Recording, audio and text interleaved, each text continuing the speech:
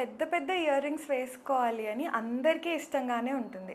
Especially అమ్మాయిలకి ear rings అనేది చాలా ఇంపార్టెంట్ యాక్సెసరీ. కానీ కొంతమంది కంటిన్యూస్‌గా హెవీ ఇయర్ రింగ్స్ అనేవి యూజ్ చేయడం వల్ల ఇయర్ లోబ్ అనేది స్లోగా స్ట్రెచ్ అయిపోతుంది. కొన్ని కేసెస్‌లో కంప్లీట్‌గా టియర్ కూడా అవ్వచ్చు. ఇది చిన్న ప్రాబ్లమ్ లాగానే అనిపిస్తుంది. కానీ చాలామందికి ఇదొక చాలా కాన్ఫిడెన్స్‌ని ఎఫెక్ట్ చేస్తుంది.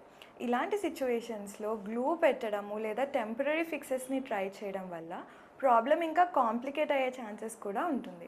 ఇన్ఫెక్షన్స్ కూడా రావచ్చు అండ్ ఇయర్ లోబ్ షేప్ కూడా కంప్లీట్‌గా మారిపోవచ్చు. ఇలాంటి కేసెస్‌లో మేము సజెస్ట్ చేసే సొల్యూషన్ ఏంటి అంటే లాబ్యులోప్లాస్టీ. ప్రొసీజర్ అనేది చాలా సింపుల్‌గా ఉంటుంది.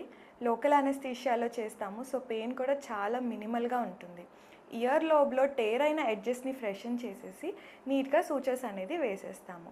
అండ్ మళ్ళీ న్యాచురల్ షేప్‌ని రీస్టోర్ చేసుకోవచ్చు. ఇదొక 20-30 మినిట్స్‌లో అయిపోతుంది ప్రొసీజర్ అండ్ మీరు సేమ్ డే ఇంటికి వెళ్ళిపోవచ్చు. ప్రాపర్ హీలింగ్ తర్వాత మళ్ళీ కంఫర్టబుల్‌గా ఇయర్ రింగ్స్ వేసుకోవచ్చు. యూజువల్లీ ఒక 3-4 వీక్స్ తర్వాత రీపియర్సింగ్ అనేది ప్లాన్ చేస్తాము. అండ్ కరెక్ట్ పొజిషన్లో చేస్తే బెటర్ రిజల్ట్స్ అనేవి ఉంటాయి. సో ఇయర్ లోబ్ టేర్ లేదా స్ట్రెచ్ ఉంటే డిలే చేయకండి. ఎర్లీగా ట్రీట్ చేస్తే రిజల్ట్స్ చాలా నీట్‌గా ఉంటాయి. For any such problems kindly do visit us. I'm doctor Akshita Reddy, consultant ENT at Onus Robotic Hospitals, Champapet.